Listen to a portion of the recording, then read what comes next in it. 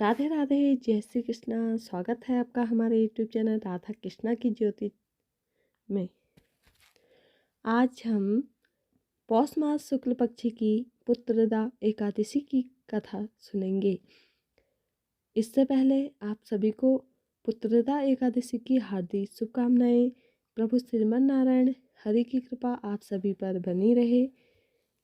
आइए कथा सुनते हैं। कथा सुनने से पहले वीडियो में चैनल में नए हैं तो चैनल को सब्सक्राइब करें और वीडियो को लाइक शेयर एंड चैनल को सब्सक्राइब जरूर करें। आइए कथा सुनते हैं।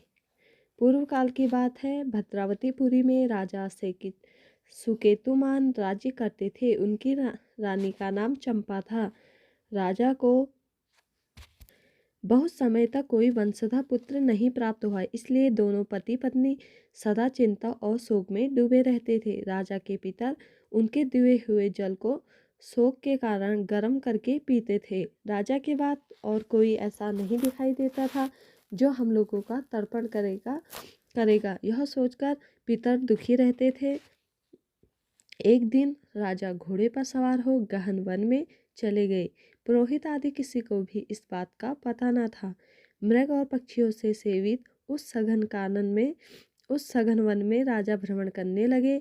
मार्ग में कहीं सियार की बोली सुनाई पड़ती थी तो कहीं उल्लुओं की। जहाँ तहाँ रिच्छा और मृग दृष्टिगोचर हो रहे थे। इस प्रकार घूम घूम कर राजा वन की शोभा देख रहे थे। इतने में दोपहर हो गया। राजा को भूख और प्यास सताने लगी। वे जल की खोज में इधर उधर दौड़ने लगे।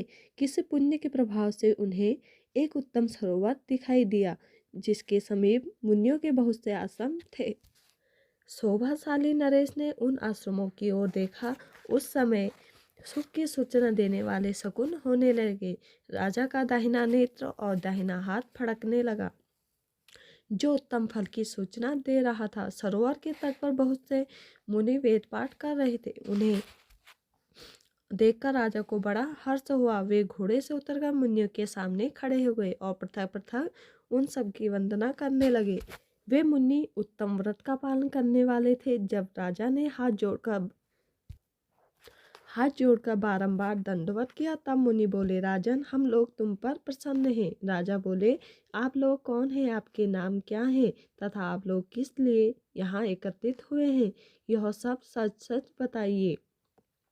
मुनि बोले, राजन, हम लोग विश्वदेव हैं। यहाँ स्नान के लिए आए हैं। माघ निकट आया है। आज से 5वें दिन माघ का स्नान आरंभ हो जाएगा। आज ही पुत्रदा नाम की एकादशी है जो व्रत करने वाले मनुष्य को पुत्र देती है। राजा ने कहा, विश्वदेवगण, यदि आप लोग प्रसन्न हैं तो मुझे पुत्र दीजिए। मुनि बोले, राजन, आज के ही दिन पुत्रदा नाम की एकादशी है। इसका व्रत बहुत विख्यात है। तुम आज इस उत्तम व्रत का पालन करो। महाराज, भगवान केशव के प्रसाद से तुम्हें अवश्य पुत्र प्राप्त होगा। भगवान श्री कृष्ण कहते हैं, युधिष्ठिर, इस प्रकार उन मुनियों के कहने से राजा ने उत्तम व्रत का पालन किया। महर्षियों के उपदेश के अनुसार विधि पूर्वक पुत्रदा एकादशी का अनुष्ठान किया। फिर द्वादशी को पारण करके मुनियों के चरणों में बारंबार मस्तक झुकाकर राजा अपने घर आए। तदंतर रानी ने गर्भ धारण किया। प्रसव काल आने पर पुण्यकर्मा राजा को तेजस्वी पुत्र प्राप्त हुआ जिसने अपने गुणों से पिता को संतुष्ट कर दिया। वह प्रजाओं का पालक हुआ। इसलिए राजन, पुत्रदा का उत्तम व्रत अवश्य करना चाहिए। मैंने लोगों के हित के लिए तुम्हारे सामने इसका वर्णन किया है। जो मनुष्य एकाग्रचित होकर पुत्रदा एकादशी का व्रत करते हैं वे इस लोक में पुत्र पाकर मृत्यु के पश्चात स्वर्गगामी होते हैं। इस महात्म्य को पढ़ने और सुनने से अग्निष्ट होम यज्ञ का फल मिलता है। इसलिए यह व्रत अवश्य करना चाहिए। महिलाओं के लिए विशेषकर जिन्हें पुत्र चाहिए उन्हें इस व्रत का पालन अवश्य करना चाहिए। राधे राधे, जय श्री कृष्णा। आज के लिए इतना ही। फिर मिलेंगे नई वीडियो के साथ। तब तक के लिए राधे राधे। वीडियो को लाइक करें, शेयर करें, कमेंट करें, चैनल को सब्सक्राइब जरूर करें। राधे राधे।